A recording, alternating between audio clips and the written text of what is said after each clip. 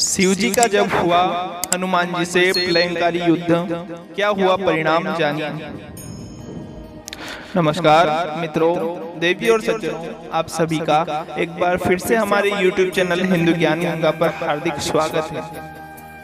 तो दोस्तों, त्रेता युग में राम और रावण के युद्ध के बाद जब प्रभु श्री राम अयोध्या लौट आए तो उन्होंने अश्वमेध यज्ञ का आयोजन कराया। यज्ञ करने के बाद अश्व को स्वतंत्र विचरण करने के लिए छोड़ दिया जाता था, जिसके पीछे यज्ञकर्ता राजा की सेना होती थी। जब यह अश्व दिग्विजय यात्रा पर जाता था तो स्थानीय लोग इसके पुनरागमन की प्रतीक्षा करते थे।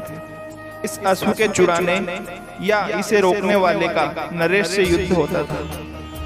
यदि अश्व हो जाता तो दूसरे अश्व से यह क्रिया पुनः आरंभ की जाती थी। जिस तरह एक बार लव और कुश ने अश्वमेध के अश्व को रोककर श्री राम को चुनौती दी थी और तब हनुमान जी को युद्ध के लिए भेजा था। लव और कुश से युद्ध के दौरान हनुमान जी समझ गए थे लव और कुश कौन है, तो उन्होंने खुद को लव और कुश के हाथों बंदी बनवा लिया था। तब बाद में लक्ष्मण आदि युद्ध करने गए थे और परास्त हो गए थे, तो अंत में श्री राम आए थे। उसी प्रकार जब यज्ञ का घोड़ा देवपुर पहुंचा तो शिव भक्त राजा वीरमणि के पुत्र रुक्मानंद घोड़े को रोककर उसे बंदी बना लिया। अब देवपुर और अयोध्या की सेना में युद्ध होने लगा। वीरमणि ने सुना कि श्री राम के अनुज शत्रुघ्न की वाहिनी युद्ध के लिए बढ़ती चली आ रही है। तब उन्होंने सशस्त्र सेना तैयार करने के लिए अपने प्रबल पराक्रमी सेनापति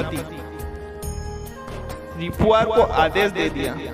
फिर स्वयं शिव भक्त राजा वीरमणि के भाई वीर सिंह, भाणेज, बनमित्र तथा राजकुमार रुक्मानंद के साथ युद्ध के लिए रणभूमि में पहुंच गया।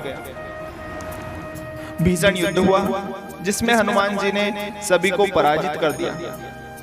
अंत में वीरमणि को हनुमान जी ने मूर्छित कर दिया। शिव भक्त वीरमणि को शिव जी ने वरदान दिया था कि जब भी संकट आएगा तो मैं तुम्हारी सहायता जरूर करूंगा। भगवान अपने गणों के साथ युद्ध के लिए मैदान में पहुंच गए। गणों ने सब कुछ छिन्न भिन्न कर दिया।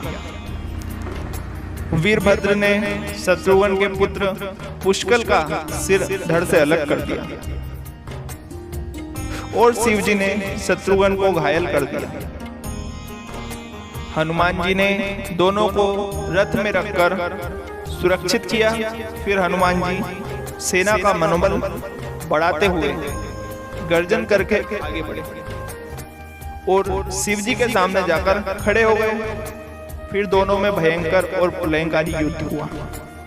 चूंकि हनुमान जी रुद्रावतार में थे और उन्हें सभी देवी देवताओं ने वरदान दे रखा था कि कोई अस्त्र शस्त्र से तुम बंध नहीं सकते, तुम्हें कोई भी भेद नहीं सकता और ना ही पराजित कर सकता है। इस कारण भगवान शंकर और हनुमान जी में प्रलयंकारी युद्ध हुआ। दोनों ओर से हर तरह के दिव्यास्त्रों का प्रयोग किया जाने लगा। हनुमान जी के पास शिव जी के हर दिव्यास्त्रों का तोड़ था।